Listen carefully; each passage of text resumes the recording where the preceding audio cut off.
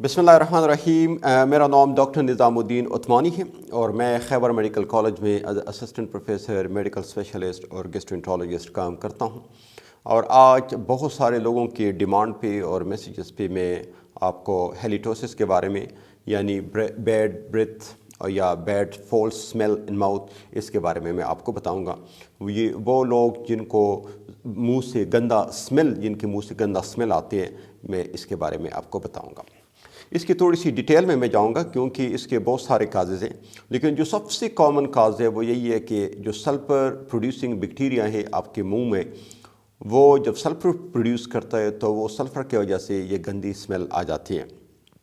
और वो sulphur producing bacteria या तो आपके गम्स के ऊपर वो लग सकते हैं, आपके दांतों के ऊपर भी वो लग सकते हैं, अगर आपने कोई डेंचर लगाई है तो उसके ऊपर भी वो ग्रो करते हैं, या आपकी ज़बान के ऊपर इवन वो ग्रो करते हैं, या अगर आप खाना खाते हो और खाना खाने के बाद आप मुंह साफ़ नहीं करते, रेंसिंग नहीं करते, गरारे नहीं करते, या पानी उसके बाद नहीं पीते कुछ देर के लिए, तो उसकी वजह से भी वो जो खाने के छोटे छोटे टुकड़े होते हैं उसके साथ ये बैक्टीरिया मिल जाती है और वहाँ से ये सल्फ़र प्रोड्यूस करती है। और वो सल्फ़र जब आप सांस लेते हो बार बार, तो वो सांस में वो उसकी जो बैड स्मेल है वो बाहर आ जाती है और लोग फिर उसको बहुत बुरा मानते हैं।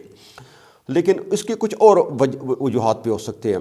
अगर ये स्मेल किसी और को महसूस हो रहा है तो इट मीन्स कि ये स्मेल आपके या तो मुंह से आ रहा है या फिर आपके लंग्स से यानी फेफड़ों से आ रहा है, या हो सकता है कि आपके साइनस से भी आ रहा हो। लेकिन वो अगर आपको ये स्मेल ख़ुद भी बहुत ज़्यादा महसूस हो रहा है तो ये सल्फर प्रोड्यूसिंग बैक्टीरिया के अलावा भी उसकी और बहुत सारे इन्फेक्शन है। हो सकता है कि आपको साइनोसाइटिस हो, यानी आपके यहाँ पे और यहाँ पे इन्फेक्शन हो, अब हो सकता है कि आपको नेज़ल पॉलिप्स हो, पोस्ट नेज़ल ड्रिबलिंग हो, यानी बार बार जो है ना नाक की सिक्रीशन अगर आपके गले में आता है और आप बार बार इस किस्म की वो आवाज़ें निकालते हैं, तो इस चीज़ की वजह से भी बैड स्मेल वो मुंह में आ सकता है। और कुछ लोग जिनको गैस्ट्रोएसोफेजियल रिफ्लक्स डिजीज़ है, यानी मैदे की तेज़ाबियत जब ऊपर आ जाती है और हर्ट बर्न होती है, यानी यहाँ पे अगर आपको जलन महसूस होती है, तो उन लोगों में भी ये डिज़ीज़ यानी ये कंडीशन हेलिटोसिस या बैड ब्रेथ ये हो सकती है। अच्छा, इसका इलाज क्या है? इसका इलाज तो ये है कि आप जब भी खाना खा लें तो खाने के फ़ौरन बाद आप गरारे कर लें और आप टूथब्रश कर लें या मिसवाक कर लें, ठीक है। जहाँ तक हो सके आप इन चीज़ों पे अमल कर लें। रोज़ाना दिन में 2 मरतबा टूथपेस्ट कर लें, रात को सोते वक्त और दिन को जब आप नाश्ता करके निकलते हैं तो उस वक्त कर लिया करें। बाकी हर नमाज के साथ आप मिसवाक किया करें, तो इसके साथ भी बहुत सारे चेंजेस आ जाती हैं। तीसरी चीज़, वो लोग जिनके दांतों के दरमियान स्पेस थोड़ी सी ज़्यादा होती है, तो उनको चाहिए कि वो डेंटल फ्लॉस कर ले। डेंटल फ्लॉस एक तो वो मुख्तलिफ़ चीज़ों के साथ निकालते हैं, वो ठीक नहीं है। जो प्रॉपर डेंटल फ्लॉस आते हैं वो आप अपने पास रखा करें और इसकी आप रूटीनली उससे आप दांतों की सफाई कर ले, ख़ासकर खाने के फ़ौरन बाद। तीसरी चीज़ जो सबसे अहम है, उन लोगों में जिन लोगों में ये चीज़ बार बार आ जाती है, उनके लिए ज़रूरी है कि वो माउथ वाश इस्तेमाल कर दें। माउथ वाश बहुत सारे किस्म के हैं, लेकिन वो माउथ वाश जिनमें ज़ाइटेक्स हों, तो ऐसे माउथ वाश ये बड़े मुफीद होते हैं। पाकिस्तान में मेरे ख़्याल में इसकी कोई हार्म प्रिपरेशन नहीं है। आम तौर पे जो सिंपल एनजिक्लार वगैरह इस किस्म के जो माउथ वाश आते हैं, इससे भी ये बैक्टीरिया किल हो जाती है और बहुत सारी इसके साथ भी चेंजेस आ जाती हैं। लेकिन अगर आपको बहुत ज़्यादा तकलीफ़ हो तो इसके एक स्पेसिफ़िक टाइप है, वो मैं आपके लिए यहाँ पे शेयर करता हूँ। फ़िलिप्स कंपनी के हैं, वो आप थ्रू अमेज़ोन या इस तरह की ऑनलाइन शॉपिंग के ज़रिए वो आप मंगवा सकते हैं। इसके अलावा बाज़ कंडीशन में एनारोबिक इन्फेक्शन होती है, यानी आपके दांत अगर बहुत ख़राब है तो इनकी जड़ों में और इनके साइड्स में एनारोबिक इन्फेक्शन होती है। तो उन लोगों में हम अगर मेट्रोनिडाज़ोल, जो कि आम तौर पे फ्लैजिल या इसके नाम से आती हैं, वो गोलियाँ 7 से 10 दिन तक अगर वो ले ले तो इसके साथ भी काफ़ी फ़र्क पड़ जाते हैं। फिर वो लोग जिनको हेलिटोसिस भी हो, यानी ये बैड स्मेल भी हो, और उनको हर्ट बर्न्स भी हो, गैस्ट्रोएसोफेजियल रिफ्लक्स डिजीज़ उनमें ज़्यादा होती हैं, और ऐसे लोगों को फिर मैदे के प्रॉपर गैस्ट्रोएंटरोलॉजिस्ट या मेडिकल स्पेशलिस्ट इसका प्रॉपर ट्रीटमेंट लेना चाहिए।